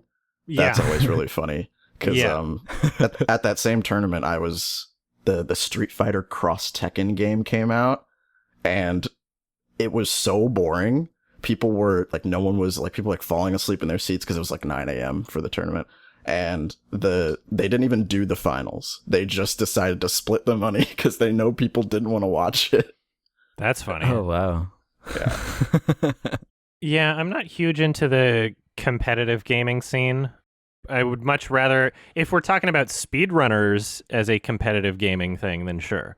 But in terms of like, too, yeah. okay, yeah, then any speedrunning I find interesting to watch. Yeah. I'm just not a big fan of, as much as I love Halo, I'm not going to watch people play Halo against each other and be entertained by Halo that. speedruns. And then the ones that I enjoy the least would be like League of Legends or something, where it's like, I don't even understand what's going on. It's so hard. I don't even know what's happening here. Or StarCraft and stuff, yeah. I like that game, and I would never watch it. Like that, it's so unengaging. Yeah, I was really into Smash Bros. Ultimate stuff when that came out. Just Smash Bros. In general. I don't know. It's like simple enough, but the mastery is just so ridiculous. Yeah, because like everybody's played it, and like you can tell when someone's doing something impressive because you've probably dabbled in the game. I think the design is just so good in that game. And yeah. I watched some Counter-Strike when I was younger, but that's it. Like, yeah, that's it. I'm not big into esports now. Haven't watched any of that. Not even Minecraft? No, not Minecraft. Rainbow Six Siege a little bit. Competitive Minecraft. It exists. Yeah, there's like Call of Duty. Just, but I'm not like active Minecraft watching. Hunger Games. Yeah. Minecraft Hunger Games. Minecraft's making a comeback. I would just play it. Yeah, people like Minecraft again. Did it ever go away? Oh, that's cool. Like now, like people like just like it now. Yeah. Like before, they're like, "Oh, it's for babies," but now people are like, "No, it's pretty good." Yeah, it's I like fucking some awesome. Minecraft. Like, yeah, Minecraft is good. Yeah. There's a channel I discovered recently that's got like 10 million subscribers called Dream. I was like, holy shit, I'm actually kind of enjoying a Minecraft Let's Play channel. They've got like good setups. It's like the guy's like a speedrunner, and he'll get like 4 of his friends with the objective of just like killing him before he can beat the game. And they've all got like souped up armor and shit. Awesome. Yeah. It's actually pretty I'm entertaining. writing that down. I want to watch that. Yeah. Shout out to Dream. We got a quick one for you, Adam, if you want to do this. Yes. Ogie Doggy Dank says, question for Adam. How do you barf on command? It's like you just use your stomach in the same way that you use your lungs when you exhale. You like squeeze the muscles around your stomach. It's easier if you have a more full stomach. It's easier if it's like liquids, even carbonated liquids. But yeah, it's like... you put your research in. It's not research. I'm just describing something that comes naturally to me. It's not like How did you discover this, though? How did I discover it? Yeah, you have a story of the first time. Like there must have been a first time you did it. When did you discover this power? I don't know. I'm just like I burp a lot, and like depending on like what food I eat, Like that'll happen more So you just often. burped and I don't vomited know. I've in got your like a mouth. weird digestive system. Sometimes I'll like eat food, and then like half an hour later I'll burp, and then there's like food in my mouth. It's like, ew. It's not normal. It's like, I know. I don't know. Maybe I should see a doctor. That's not supposed to happen. Yeah, I might have some issues. Body's just rejecting what you put in. Yeah. Space Pretzel has one for us, like I teased earlier. What are some of the best examples of fourth wall breaks you can think of, and what are some of the worst? Have you guys seen Fleabag? It's a TV show. No. I've seen an episode of it. Oh, no, it's been recommended. I've heard good things. It had like the main character, like she talks to the audience because that's like part of her character. She like confides in you because she doesn't have any friends. Mm-hmm. And she doesn't have anybody that like relates to her. And not to spoil it, but like there's a character later who does relate to her, and he like looks directly at the camera and acknowledges you for the first time, and it's really, really cool. It's like really freaky. That is cool. I always liked House of Cards for that. Okay. Yeah, that's a good one. You can't really use, Kevin Spacey and all that, but he was a good performer. And every time he would do that was when I was like enjoying that show the most, because the writing was really good, the monologues were really fiery. It's a good I one. don't know. The Simpsons usually does it pretty well. Oh, yeah? When Yeah, that's a good one, actually. Yeah. when they talk about how shitty it is that they're on Fox. Yeah. Yeah. Or like they talk about old writers. Like they mention or like people in SNL, like Joe Piscopo, they make jokes about him. It's like funny. Like Homer makes jokes about him. Like that's just like the writers fucking with Joe Piscopo or like, Yeah, it's so fun. I enjoy that stuff. I usually don't like fourth wall breaks. Like, how do we feel about Deadpool or like something like that? Like that's like the mainstream. Like Yeah. I think of Deadpool when I think fourth wall break. I don't really like the Deadpool one. It's become more like commonplace to have like fourth wall breaks nowadays because of stuff like that. Or like now it's like not really as novel anymore. Yeah. Depends on how it's done. Using it lazily, I think, is the problem. Yeah.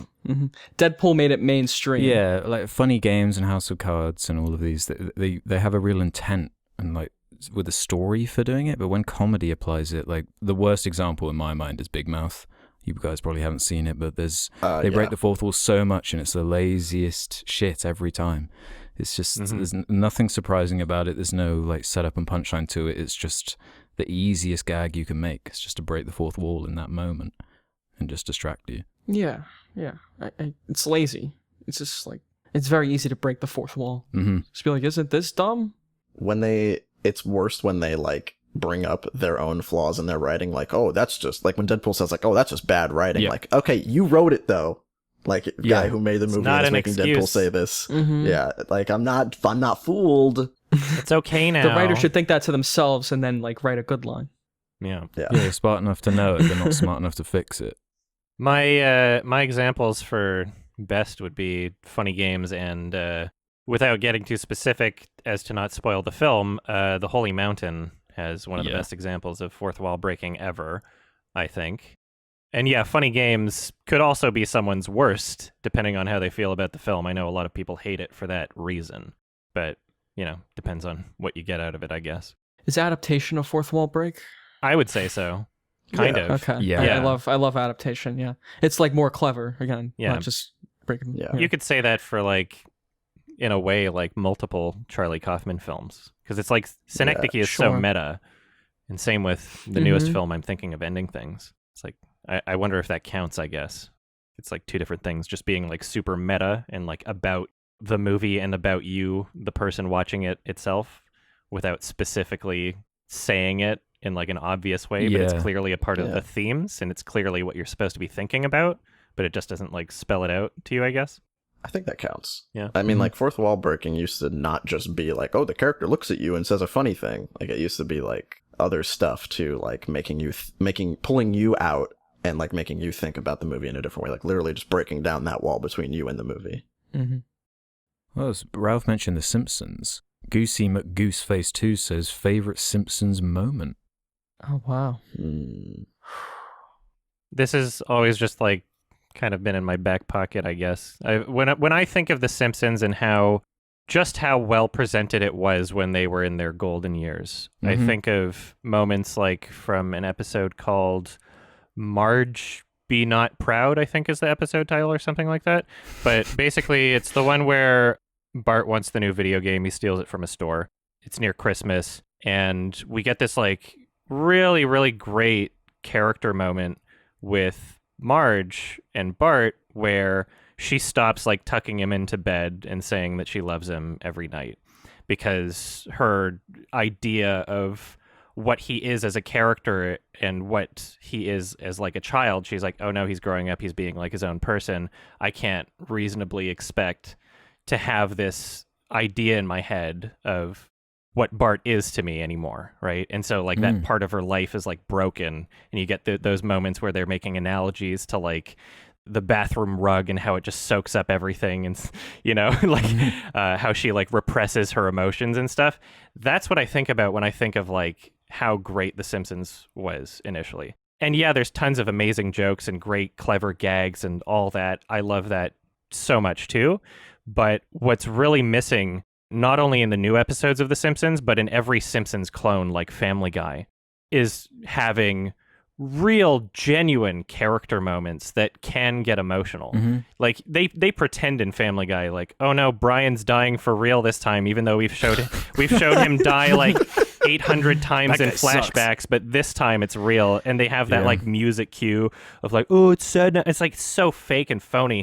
And they try to emulate these real emotions, but they just can't do it. Whereas in early The Simpsons, it was just impeccable. They successfully had emotions like that. It's great. Yeah, there are a lot of good emotional moments. I don't watch a lot of Simpsons, but those are the moments that stand out to me. Like the one where Bart, I don't remember exactly the context, but like he has to study for a test or something, and he actually tries really hard, but he still doesn't do well, and he actually like breaks down. He's like, I actually tried, and it didn't work. Like that. Yeah, that hits me. I'm like, because that happens sometimes. Yeah, there was a lot more heart to it. Yeah. One of my favorite episodes is, I think it's called, what's the one where Homer gets heart surgery? Where it has like a little emotional moment like that, but it also has so many great jokes, so much commentary on like the American health sector and everything. It was just so witty and smart, and it could jump around so much. So well written. Yeah. I don't know. The Treehouse of Horrors are always memorable. Oh yeah, I've always enjoyed those, and that's example of like great parody, like really funny, clever. I'd never seen like The Shining before the Treehouse of Horror one I seen, and like Homer like freaking out was funny. Donut Hell. Isn't there a 2001 one of those? Yeah, this is 2001. They've parodied everything. Yeah, everything. Every major pop culture thing. The Donut Hell is really funny. Yeah. There's like, I think 3D Homer is a Treehouse of Horror. Oh yeah. That was like season 6 or something. That was like 3D. Groundbreaking. Yeah, I remember seeing that in an IMAX. That's pretty funny. I mean, I bet by today's standards it looks like crap, but back then I was like, whoa. Yeah. They were pretty like ahead of the times when it came to a lot on the show. Like writing, it was like one of the first shows. It was basically the show that changed how people perceived animation and whether or not you could have a show that was appealing to adults that was animated. Yeah. Early The Simpsons is just so fucking good. Yeah, it's a genius setup. So great. Just everyone can relate to it. Yeah. Seasons 2 through 4 are like perfect, like golden. Okay. Rabid Mini Bear has one for us. I've noticed that some of the recommended movies aren't readily available on the major streaming services like Netflix or Amazon Prime. And then about 2 weeks after you guys publish the episode on those films, they appear on these platforms. So you think that you're talking about them bringing attention to it influences them being placed on these platforms, ? Or is it just a wild coincidence? I would say that the process probably takes a lot longer than 2 weeks. Yeah. So it might just be a coincidence. Yeah, I'd need some evidence of that too. Even if they listened to our podcast and was like, let's get the rights to that film, I don't think it would happen in 2 weeks. Yeah, I'm not 100%. Because like after I put the Love on a Leash interview up, they took Love on a Leash off Tubi, I think. Oh, so you're the opposite. I'm gonna double check. I might just let me just make sure I'm not fucking with everyone. It's still on Amazon Prime? Oh no, it's here. Okay. Crisis weird. Averted. I think they took that off somewhere though. Like I was trying to find it and was like, oh, it's not here anymore. They IP banned you from watching the film again. It's on Amazon. Yeah, you can't watch it on Amazon anymore. Ah, shit. Why would they take that down? Whatever. Shark Repellent 1991 has one. What do you think is the most improved sequel? As in, what sequel do you believe has the greatest increase in quality over its predecessor? Obviously, 2010, the year we made contact. Yeah. Mention the second Blade Runner. Yeah, I think that that's one's up really there. great sequel. Depending on what you like out of a movie. Godfather 2. Yeah. Terminator 2. Terminator 2. That's great. It's like so much better than the original. I like the original a lot, but like Terminator 2 is like even just shot like way better. True. People say Spider-Man 2. I think they're about Spider-Man I think 2 they're is a equal good to one. me, but Spider-Man 2 like it does bring a lot more heart, emotion. I reckon Winter Soldier compared to that first Captain America movie. Yeah, that's true. Because that first one I really thought was weak, and Winter Soldier's like really solid. Yeah. I mean, I don't like either of them, but Evil Dead 2 Really? is a good example. Yeah. Evil Dead 2 is like just way different. It's like almost like an alternate universe retelling of the first one. Yeah. Like They focused on their strengths and improved the idea of what the film should be, I guess. Oh, Mission Impossible Fallout. That's one for me. yeah. That's like that movie's really good. Which Madagascar is your favorite, Alex? 3. So yeah, So thanks there for you that, go. actually. Yeah, that's a great answer. 3. You're Madagascar welcome. 3. Death Race What 2. about like Mad Max Fury Road? That's better than all the first 3 Mad Max movies. I haven't seen the other ones, but I would Some assume people love Road Warrior, though. They think Road Warrior's better. Which is also a sequel. I wouldn't. Yeah, which is also a sequel to Yeah, Mad true. Max. So either way. You know what? Yeah. Road Warrior is a huge improvement to Mad Max, which I like. But Road Warrior is much agreed. cornier. Like, it's a lot embraces this campy tone of it, and that makes it more fun. Mm-hmm. Because the idea of Mad Max is very silly. The post-apocalyptic car fueled like world. It's like kind of silly. It doesn't really work in the serious tone. Human Centipede 2. Was it an improvement? How do you go? What about Hellboy 2? Oh, Sure. I actually like Hellboy 2 a lot. I don't know if it's an improvement. Maybe like visually. I think it's significantly better than the first one. I think it's The first one is really aged now. A few years ago, I revisited them, and that first one is not up to par. But the second one has all the like Guillermo stuff you expect with the like creature designs and the practical. I remember that effects and stuff. The creature stuff was really cool. I actually think Toy Story 2 is the best Toy Story movie. Yes, 100%. And it's not like aged as badly too. Like you watch Toy Story 1, like some stuff in that movie looks horrifying, but like Toy Story 2 looks pretty good. Yeah. The Dark Knight is a sequel to Batman Begins. That's true. Oh, yeah. There we go. Yeah, I love that. That's a good one, yeah. Or Logan also. Yeah. Because Logan is easily the best like the Wolverine good movie. X-Men movie. Yeah. Of X-Men, there's like a few other good ones, but Wolverine movies, that's easily the best Wolverine movie. People used to say like just X-Men 2, like back before like the First Class spin-off stuff started happening. Like people say X-Men 2 is like the better than X-Men 1. And Days of Future Past. Yeah, those are great. Before Sunset is my favorite in that trilogy. That's your favorite? Yeah. That's the second one, right? Yeah. All right, we got a few, I think. Yeah. Yeah, there's actually more than us. Yeah, loads. A lot of good sequels out there. I mean, there's more bad sequels than good sequels. Sure. They get a bad rap, but you can make a good sequel. Carnage. That's Soon right. to be the best sequel. And the follow-up song will be the best sequel to the Venom song. The best sequel song. Yeah. Eminem and Pitbull, make it happen. Collab. Pitbull already did Aquaman though, so he might already have his allegiance with DC. I don't see a Oh problem my here. god, I forgot. He did the what's the cover of that song? It was That's the song he did. Africa, Toto? Africa, that's right. Yeah, it was Africa. Oh, That was hilarious. perfect film. They need to just cover a song for the Venom movie and collab. They could do Pitbull doing a cover of Venom. They should be listening to this because that would get me in the theater. I wouldn't watch it otherwise. We're making demands. And if they are not met, we will not see your film. We're holding the Venom movie hostage. Yeah. We've got an They don't army. make it the way we want. Yeah, we have an army. They're gonna give you bad reviews. That's what we do. Let's do this one from the Wizard of Oswald. Knowing your guys' opinions on him as a filmmaker, I'm curious to know, out of his 8 movies, what is your favorite Zack Snyder movie? I haven't seen one in a long time, but probably Dawn of the Dead. Yeah, that would be my pick, if not Watchmen, I guess. Yeah. It's not amazing, but it was cool for the time. I'd say 300. Mm-hmm. 300 doesn't completely ruin the source material, because it's already just a comic about people punching, kicking each other. So like he's pretty good at that. I would agree with you. I think 300 is his best, like most iconic movie. Mm-hmm. It's like very distinct in my mind, like the style of it. When was the last time you saw it? Like, I'm just curious how it's like to watch. I saw it fairly recently. I saw it a few months ago, actually. It still holds up. Yeah, I was like, this is actually pretty cool, because cool. I rag on him a lot, like in my videos and stuff. But like, I had that on a friend's house. I was like, wait, this is actually kind of interesting. I'm like watching this movie right now. Yeah, it's kind of the perfect project for him. Yeah, it suits his style. It suits what he's capable of.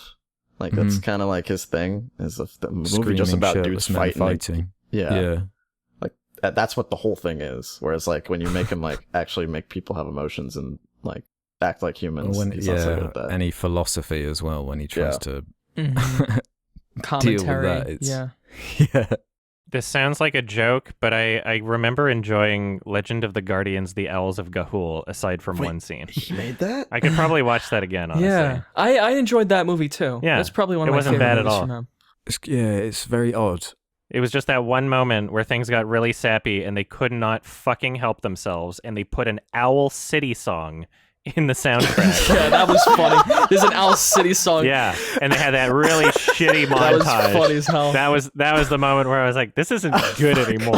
And then it got pretty, and then it was fine after that point. No, that's some Mark Webb shit. There's a lot of speed up slow-mo in that movie. Yeah. A lot of, his trademark bits. Oh my god. The owl's like flying in slow motion with rain. It was cool. pretty Yeah, funny. it had some cool shit. I don't know. It almost didn't have an audience because it was like too cool to be a kids movie at points. And then in that one montage, it's like, oh, it's a kids movie again. So I don't know. It was fine. Didn't they all have Australian accents or something? I don't remember. All Australian. I watched it in owls. theaters once and haven't seen it since, but right. I could check it out again. Yeah, let us know how that one is now. I'll get right on it. Did you have an answer, Alex? Did you say something? Oh, did I not say one? I don't think so. No, Dawn of the Dead or Oh, okay. I don't know. I remember liking Watchmen, but it's been a while. It's got its I just like the Watchmen story, so I'll just take what I can get, I suppose, in cinematic form. So I suppose there's a TV show. I haven't checked that out yet. It's pretty good. I like it. Mm-hmm. It makes the movie kind of look a little worse. They make fun of him in the show actually a little bit. Oh really? They have a scene where they have like a TV adaptation of the events that happened in the past or whatever, and it's like has like the sped up slow mo, like people like bleeding when you punch them once, like it's bones breaking. Yeah. It's like obviously like kind of teasing him a little bit. Mm-hmm. I just remember the sex scene being so bad in that movie. Yep. It's so weird and out of place. Yeah. With the Leonard Cohen song that's used in the Snyder Cut trailer. Patrick Wilson. Yeah. He uses that a lot. I can't unhear Hallelujah as like the Shrek song. My favorite is the David Liebehart rendition in Shrek Retold. Yeah. Should we end on this one then from Gazabata? Sure. What are your opinions on copyright and its effect on art? Is it bad because it inhibits people's ability to create what they want to and overall restricts art in very crucial ways? Or is it good because it stops people from copying and being lazy? And what are your opinions on the current copyright system on art? I don't really know what that last question really means. I guess we can only talk in terms of YouTube. or the United States. Like, let's talk YouTube. Yeah. I've got a lot to say, but I'll let you guys go first. Yeah. How like loose, like, because like I mean like we have movies already that are kind of like soft ripping off like other movies, like you got like I can't think of any off the top of my head, but like like when like the Transformers and you have like the Transmorphers, just to avoid getting in trouble with copyright. I mean, there's no way to know if like there were no copyright laws, like this weird alternate universe where like you can just make a Mickey Mouse movie. It's called China without anybody yelling at you. Yeah, there you go. But no, there's like no way to know like how it would be otherwise. What about you two? It just seems like a reality of the world we live in, that it's an industry around capital money, and you need to protect that in some form when you're making like a product, I guess. And then it becomes very muddy and confusing when you're talking about art and the way it does inherently restrict it, but I'm not really sure what you can do about it with the system we're already in, what the solutions are. Because I think about, like, movies are quite an old art form compared to something like video games. Yeah. Video games, they're kind of with it, you know? Like on YouTube, you can use like any part of cutscenes for the most part, unless it's, you know, using licensed music. But for the most part, I've never had any issues like covering any video game. Yeah, they're just cool with it. They don't care. And their stories and the cutscenes and stuff, you can like show the whole cutscene and that's fine and stuff. But anything to do with movies and TV, they're a lot more strict because I guess that's just the standard for that medium. It's not consistent though. It's really annoying. It's not consistent, and it is a case by case basis thing, and it absolutely affects the creativity of it. But again, I don't know about solutions though. It like you said, when you're doing a video game video, like it's a breeze. You don't have to even think that your video is going to get taken down. Like it's not even a thought in my mind. But then like Warner Brothers specifically, like if I'm doing a movie on a video on a Warner Brothers movie, I'm like, all right, what am I going to do to like not get my video blocked for some arbitrary reason? Yeah, they're very stringent with that. When it comes to things like video games and copyright, the part of the reason why it's there's a lot less restrictions when it comes from video game companies, and this took Nintendo a while to actually be of the same mentality as Microsoft and Sony. Yeah. But part of the reason for it is because the demographic of video game purchasers also heavily overlaps with internet content, internet media. It's true. Streamers, YouTube reviewers, et cetera, et cetera. And so it's much, much more obvious for any company to be like, oh, wow, people are promoting this thing, our sales are going up. And that's true for films too. It's just a lot less obvious for film studios. They're a bit behind the times on that because their target demographic isn't just people on the internet. Yeah. Now they're moving towards that. You know, like a YouTube trailer is going to be like more effective in ways, depending on the film, than putting a trailer in front of another movie at this point. So we are moving towards companies fully understanding that, like, yes, this is promotion for your product. How fair use works and fair dealing, if you're in Canada or other countries, but essentially the same thing, is that there are many different factors that go into determining whether or not a usage is fair.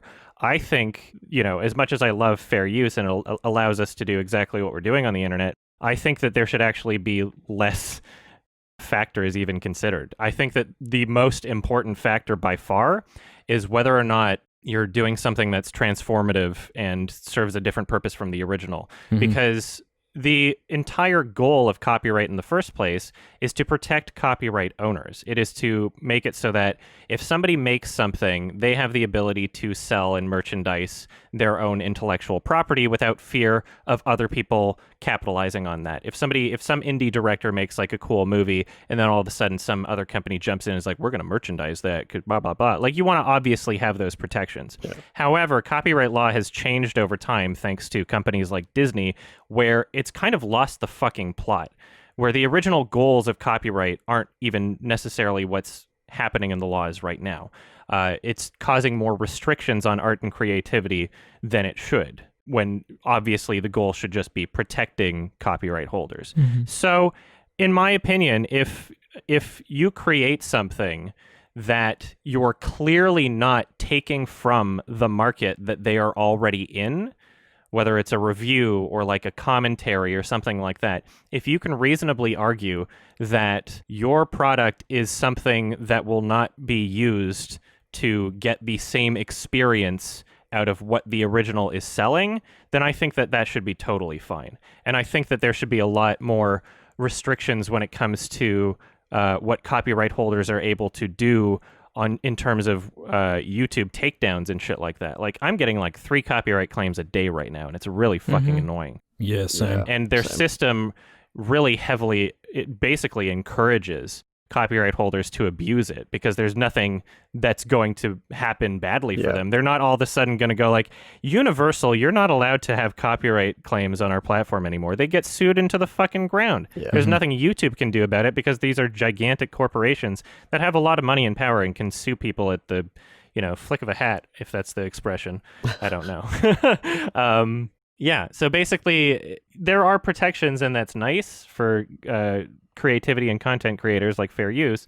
However, I think that there's tons of room for it to be improved. I think that there's so many things that could be done to make it so that, A, people's or even corporations, copyrights are still protected under the law, and B, people who want to use other people's works that are copyrighted are still able to freely do so in a way that doesn't impede on their market. So there's plenty of room for improvement. Yeah.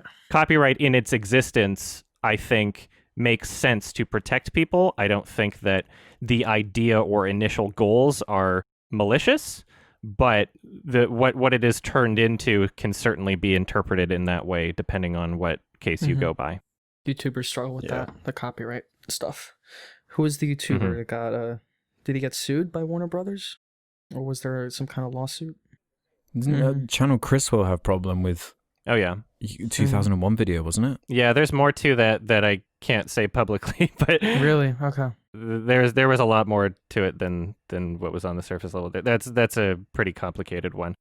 Yeah, there's been a few like case law kind of landmark cases like Lens versus Universal Music Corp, where a woman used a Prince song. Literally, it was just completely incidental. She was recording a video of her baby dancing, and the Prince song happened to be playing in the background. The Prince song didn't play the whole song.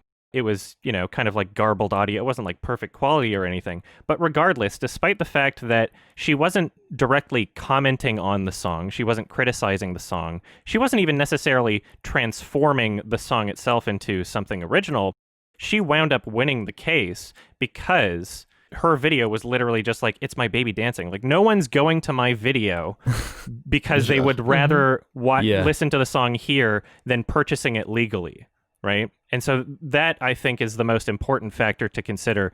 And as we've seen in a few different scenarios of case law, that seems to be the most important one, too. The problem is when a studio or corporation tries to sue someone over copyright, they have to make a case of like actual lost revenue. Otherwise, they've lost the fucking plot. And when they can't do that, it makes it really difficult for anyone to like empathize for why they're suing in the first place. Like, why are you doing this? It seems like you're just abusing your powers and you're trying to control what other people can put out. Like, you're not losing any money over this, right? So I think it should be more clear and defined, and there should be greater consequences for companies that abuse the copyright systems. Yeah, like make it so that like you can't just claim it just because it happens to have, an inkling of what your copyright is. Like the fact that like I had to remove like now I don't know if you guys have noticed this, but like the audio, like the background music of a movie is starting to get claimed. Like the movie itself will be fine, but the music of the score in a scene is what gets claimed. Yeah, but that's an essential part to the film. So it's really annoying to have to fight a claim based on the music alone, right? It's such a mess. Yeah.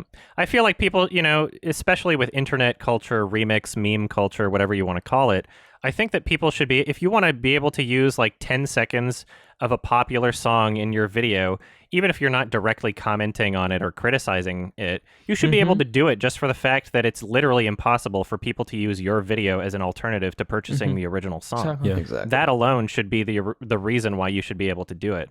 And sure, you could make the argument that like, oh, well, their song exists to be licensed and you should have to pay a license for it.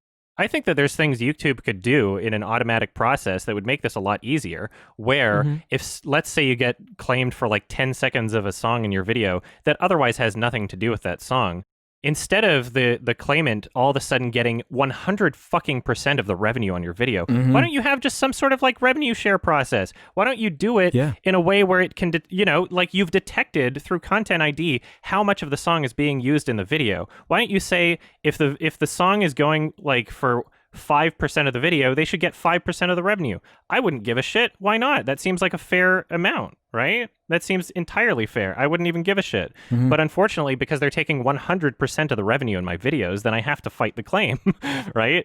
Yeah. Like the video has nothing to do with the song. It was just there incidentally, basically. The fact that you mentioned sharing, I actually have I got a new notification on the Twilight videos that I mentioned, that it says that I'm now sharing revenue with the person who made the score of the movie, because like the thing is, I don't know how much of that is being shared. It just says, oh, you're sharing with the copyright owner. Probably 50-50. I mean, like, but there's no way to know. So I mean, like, it's YouTube also doesn't tell us very much. Yeah. It's all decided on the claimant's end. Yeah. Yeah, you got to guess. Either way, it just like feels like a lost cause. Like, they're not telling you, so you just got to write it off as a loss. It's really annoying. Whatever. Do you have high hopes for the future, or Not really. People are becoming more aware of it. Yeah. Disney has been trying to extend their copyrights throughout history, and most recently they actually did not succeed. So the Steamboat Willie is actually going into the public domain very soon because they were actually unsuccessfully able to extend their copyrights, which is something that they've been doing like for 100 years now. So technically, I mean, like, that's a good sign, I guess. I don't know how likely it would be to roll back the changes that they've made and get it, it used to be like 20 years, then it was like artist death, then artist death plus 20 years, and it just keeps going up. I don't know if we're ever going to see it go back to when it was more reasonable, but it seems like it's not as easy to abuse these things behind the scenes, and especially with the internet and people being like, hey, there's this law that you don't know is being passed, maybe I'll share this around. Like, people are a bit more aware of these things happening now, thankfully. So yeah. Do you think any studios like exist that would be willing to, like the way Sony and Microsoft and Nintendo and all that, on their website they have specific like pages listing the exact rules and technicalities of how you can use the footage of their games and stuff, and what is okay and what isn't? Could you see any studios doing something like that and being like, we're okay with you using anything of ours as long as it's like 10 seconds or less? And I don't know, there is something you could do with that. Yeah, I mean, I think the way that the actual law is written is going to be more of a determining factor in this case. Like, I could imagine a studio like Troma or something, like some smaller, kind of independent sort of thing, doing something like that. I can't imagine Universal or anyone doing that, because you have to remember that they have like teams of lawyers, and as soon as they write something on their website, even though I guess legally they could still retract that permission, I think it would be a mess to even get that through to the point where you'd have some sort of defined text on a website, because lawyers would just be like, no, because then this person would be able to do this and blah, blah, blah, blah, blah. And it would just scare them out of it immediately.